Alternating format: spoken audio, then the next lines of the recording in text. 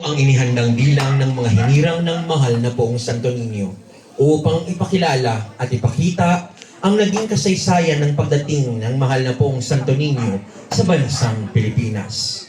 Ang mahal na poong Santo Niño ay sagisag ng isang regalo na inihain ni Magellan para sa mga Pilipino. Siya ay naglayag patungo sa ating bansa sa pamamagitan ng barko upang ipakita ang tunay na liwanag at ibahagi ang pananampalatayang Katoliko, at ito ang naging simula ng paniniwala sa mahal na poong Santo Niño.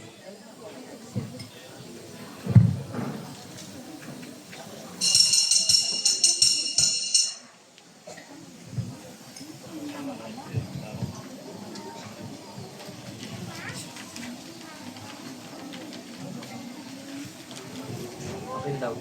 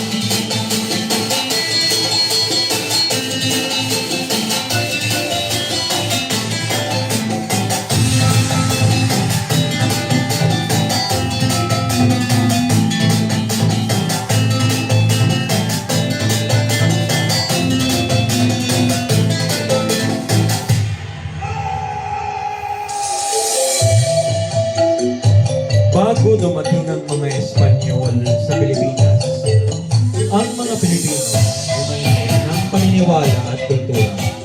Kasama na rito ang pakikipagkalakalan at paniniwala sa kalikasan at iba pang mas malalim na parte ng kultura Pilipino.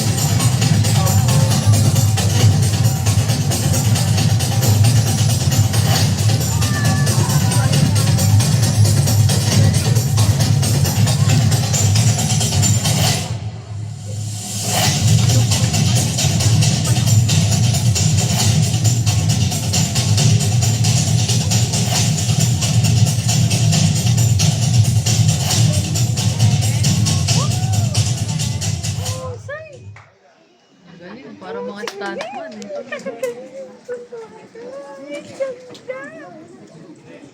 Tuluyang umalis ang mga naunang Espanyol sa Pilipinas. Ngunit hindi dito natapos ang himala ng mahal na pong Santo Niño. Umalis man ang mga Espanyol, ngunit naiwan ang unang rebulto ng mahal na pong Santo Niño at nagsimula na itong magpakita ng mga himala. Ano ka bang bata ka? Gusto ka na, kulit-kulit mo.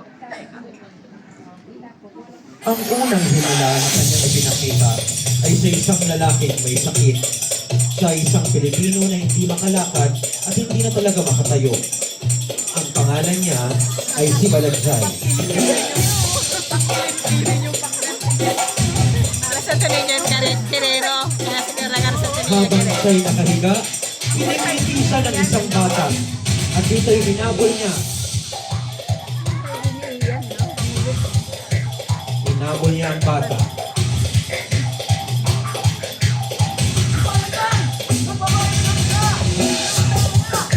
Natagpuan niya ang kanyang sarili na nakatayo, nakakalakad, at tila walang nangyaring karamdaman sa kanyang katawang lupa. Nawala ko. Nakakalakad na ako. Ganda ng katawan ni Ian. Klase sila mga kaito.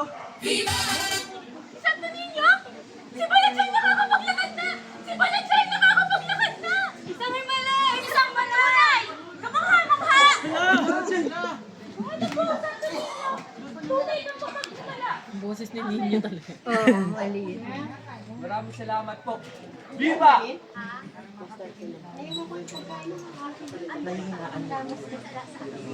Pagpupuri at pagpapala. Mahal na po, Senyor Santo Niño!